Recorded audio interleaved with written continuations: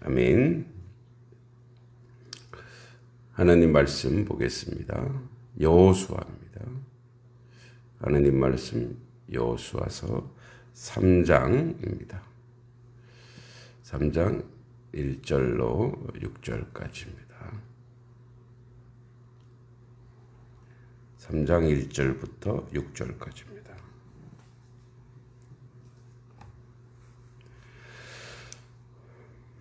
말씀 읽겠습니다. 또 여호수아가 아침에 일찍 일어나서 그와 모든 이스라엘 자손들과 더불어 시딤에서 떠나 요단에 이르러 건너가기 전에 거기서 유숙하니라.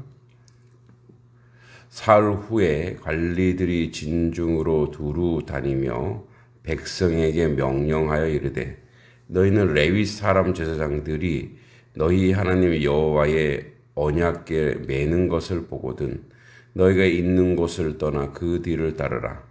그러나 너희와 그 사이 거리가 2000규빗쯤 되게 하고 그것에 가까이 하지는 말라. 그리하면 너희가 행할 길을 알리니 너희가 전에 이 길을 지나보지 못하였음이니라 하니라. 여호수아가 또 백성에게 이르되 너희는 자신을 성결하게 하라. 여호와께서 내일 너희 가운데 기이한 일들을 행하시리이다. 여호수아가 또 제사장들에게 말하여 이르되 언약궤를 메고 백성 앞서 건너라 하매 곧 언약궤를 메고 백성에 앞서 나아가니라. 아멘. 자, 오늘 이제 본문은 3장에서부터 4장 18절까지 총 5문단이 이스라엘 요단강 도하 사건을 다루고 있습니다. 가나안 정복을 위해 사전 준비 작업을 마친 이스라엘에게 이제 가나안 입성을 위한 마지막 관문인 요단강을 건너는 일이 남아 있습니다. 요단 동편 두 지파 반으로부터 가나안 정복 전쟁에 동참하겠다는 순종의 학답을 받고 가나안 정복의 첫 공략 대상 지점을 여리고로 정했습니다. 또 정탐을 통해 그 땅에 대한 정보를 충분히 입수한 여호수아는 이제 요단을 건너가기 위해 진지를 옮깁니다. 곧 모압 평지 시딤으로부터 약 12km 거리에 이동하여 요단강에 이르게 됩니다. 요단 강가에 유숙한 지 3일 후에 이제 이스라엘 백성들이 행진이 시작되면 오직 여호와의 언약궤를 뒤쫓으라는 명령과 스스로 성결케 하여 요단강 도하를 준비하라는 명령을 받았고 드디어 여호수아의 요단 도하 계시 명령에 따라 언약궤를 맨 제사장들을 선두를 해서 이스라엘 역사의 또 하나의 전기가 될 요단강 도하를 위한 이동을 시작합니다. 이때 여호수아는 이스라엘 백성들이 요단강을 건너기 직전 그들에게 요단강 도하 사건이 지니는 의의를 선포하고 그의 구체적 지침을 하달하게 됩니다. 요단강 도하의 의의는 첫째, 요단강 도하는 그 요단강 건너음을 통해서 여호수아가 영도자적 지위를 확립시키는 것입니다. 그러니까 리더십을 모세처럼 확고하게 해 나가는 것이죠.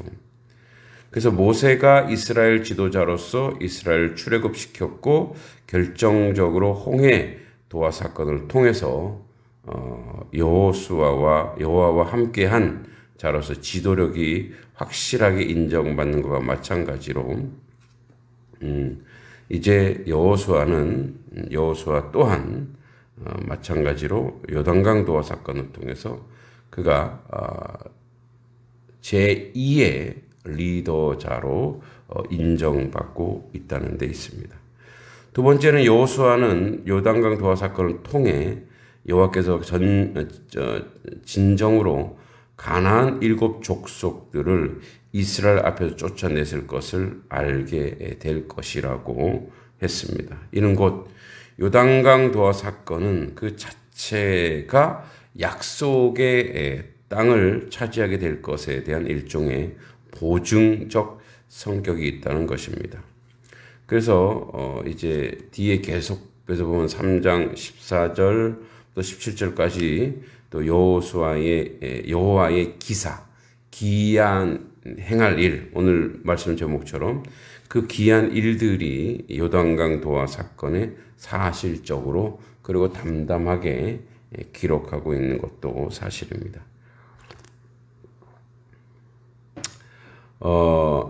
이제 이 여호와의 명령을 따라 요단강에서 12돌을 채취해서 강바닥에 기념비를 세운 사실을 4장 1절에서 9절까지 언급하고 있습니다. 다시 한번 요단강 도하 전 과정에 대해 보충 진술을 함으로써 이스라엘의 요단강 도하 기사를 마무리하고 있습니다. 그러니까 요단강은 가나안 본토인 요단 서편 트랜스 요단 동편 고지인데를 가르는 하나의 지리적 경계선입니다. 그러나 이스라엘 백성들에게 있어서 요단은 단순히 지리적 경계 이상의 의미를 지니고 있습니다. 그것은 하나의 신학적 경계로서 요단을 건넜다는 사실은 출애굽 당시 홍해 사건과 더불어 하나님의 구속 사건을 회상시키는 대표적 사건으로 언급하고 있습니다. 그러니까 홍해를 건너고 이제 광야 생활을 한 후에 또 다시 요단강을 건넙니다. 그러니까 우리가 이제 홍해 바다는 세례를 히브리서 나와 있듯이 세례를 상징하죠. 그러니까 세례 받은 이후의 인생을 광야길이라고 하여 우리 인생이 광야같이 어렵다. 그래서 이제 요단강을 건너면 천국 입성이다. 근데 현실적으로 요단강을 건너는 것은 천국 입성과는 큰 개연성은 없습니다. 요단강을 건너가도 가나안 땅에 정복 전쟁을 해야 되거든요. 그러니까 천국 입성이라기보다 이제 하나님의 사람들이 하나님의 백성이 출애굽해서 홍해 바다를 건너서 광야 생활을 지속적으로 1단계의 어떤 구원받은 자의 그 시련과 아픔 그리고 가나안 땅 요단강을 건너서 제2의 또 성화로 나아가기 위한 내적 외적 투쟁. 그러나 그 투쟁에서 그 전쟁에서 그 영적 전쟁에서 반드시 하나님의 사람은 승리한다는 것. 그러니까 자기 안에 우리 아이성 전투 빼고는 다 이겼으니까 하나님이 함께 한다라고 하는 그것만 있으면 하나님이 함께함으로 말미암아 영적 전쟁에서 우리가 승리할 수 있다라는 그 근거가 있다라는 거죠. 단순히 그냥 그런 도식적인 구조는 탈피하여 하나님의 천국 본향은 요단강을 건너는 것이 보통 뭐 요단강 건너가는 것을 천국 본향이라고 하지만 그렇지는 않습니다. 요단강 건너가도 지속적으로 인생에서의 영적 싸움이 있으니까요. 그러나 승리의 싸움이라는 것을 기억해야 되겠습니다.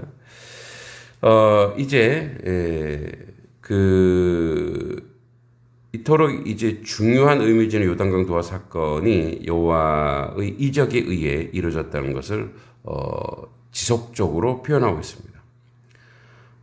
아마도 힘센 장정 몇 사람이 헤엄쳐서 요단강을 건널 수 있었을 것입니다만, 그러나 모든 그 당시에 이제 보리와 맥주를 거두는 시기, 그러니까 우리로 치면 태양력으로 3, 4월경인데 늦은 비로 인해 이 당시 이제 비가 많이 내립니다.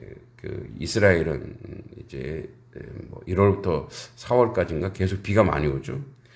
이 물이 강둑까지 차고 물살에 새어지는 시기에 수십만 명의 수많은 사람이 20-30m의 너비의 강을 건너기란 도무지 불가능한 일이기 때문에 그렇습니다. 그러니까 하나님의 역사가 없으면 그 어린아이도 있고 또 임신한 사람들도 있을 것이고, 그죠? 노약자들도 있을 것이고. 그래서 그것을 건너기 위해서는, 이 공동체가 그것을 건너기 위해서는 하나님의 강권적인 역사가 필요하다는 거죠. 이스라엘 하나님 여호와께서 출애굽 당시 이스라엘 앞을 가로막고 또 홍해를 가르셨듯이 이번에는 요단강 물을 멈추게 하셨습니다. 그래서 이제 이 두 사건, 홍해를 가르고 또 요단강의 물을 멈추게 하고, 그러니까 하나님은 항상 길이 없는 곳에서 길을 내시는 분이라는 거죠. 근데 잘 기억해야 될 것이 있습니다. 하나님의 오늘 이제 말씀 제목이 여호와의 기이한 일인데, 이 여호와의 기이한 일을 맞는 사람이 누군가냐는 거죠. 그러니까 가만히 앉아 있어서는 여호와의 기이한 일을 이렇게 경험하지 못한다는 거죠. 홍해 바다까지 걸어왔고 요단강 도학을 하는 거예요. 저 요단강에 이제 물살이 세죠. 비가 왔으니까. 저길 어떻게 건너? 근데 그 앞까지 가야 되는 거예요. 그러니까 저 앞을 보면 막막하지만 그 위에 계신 하나님을 보면 분명히 하나님의 뜻이 있다, 비전이 있다, 길이 있다. 그러니까 우리의 삶도 그래요. 우리의 삶도 경제적으로 어렵고 여러 가지 여러 모형으로 힘들죠. 막막할 수 있습니다. 그런데 한 발자국 한 발자국 가는 거예요. 한 발자국 한 발자국 가다 보면 하나님이 길을 내시고 비전을 주시는 거죠. 제가 요즘에 제 나름대로의 그 은혜를 끼치기도 하고 은혜를 받고 있는 게 뭐냐면 한 걸음 한 걸음씩 한 걸음 나가면 비전이 바뀌어요. 그러니까 보는 시각이 달라지는 거죠. 그러니까 교회 일도 한 걸음씩 나가면 또 바뀌어요. 그럼 또 비전이 보여요. 또 한 걸음 가면 또 바뀌어요. 그러면서 그 한 걸음 걸을 때마다 하나님 길을 내셨고 환경 만들어 주시고 상황 만들어 주시고 또 비전도 주시고 일을 만들어 주시는 거죠. 그래서 가야지 그 하나님의 기적과 이적을 경험할 수 있습니다. 그래서 이 약속의 땅으로 들어서기 위한 마지막 관문인 이 요단강 도하, 이걸 통해서 하나님의 놀라운 이적을 경험하게 되는 것입니다. 하나님은 이 가나안 입성 과정에 여호와께서 개입하시고 역사하시리는 것을 다시 한번 확인하게 해줍니다. 곧 요단강 도하 이적을 보면서 여호수아를 비롯한 이스라엘 백성들은 여호와의 능력을 다시 한번 깊숙하게 체험하게 되는 것입니다. 그리고 이제 가나안 땅에 여호와의 군대로서의 정복 전쟁에 대한 용기와 확신을 얻게 되는 겁니다. 하나님이 이 길에 함께 하시는구나. 요단강 도하 사건의 약속의 땅을 차지하게 된다는 일종의 보증적 성격이 바로 이겁니다. 그러니까 요단강 도하에 하나님의 역사와 기적이 있다면 그 건너서도 하나님께서 함께 하겠다라고 하는 그런 믿음, 그런 보증, 약속, 자신감이 생기는 거죠. 그러니까 요단강 도하 역사는 바로 여호와의 기이한 행적이라는 거죠.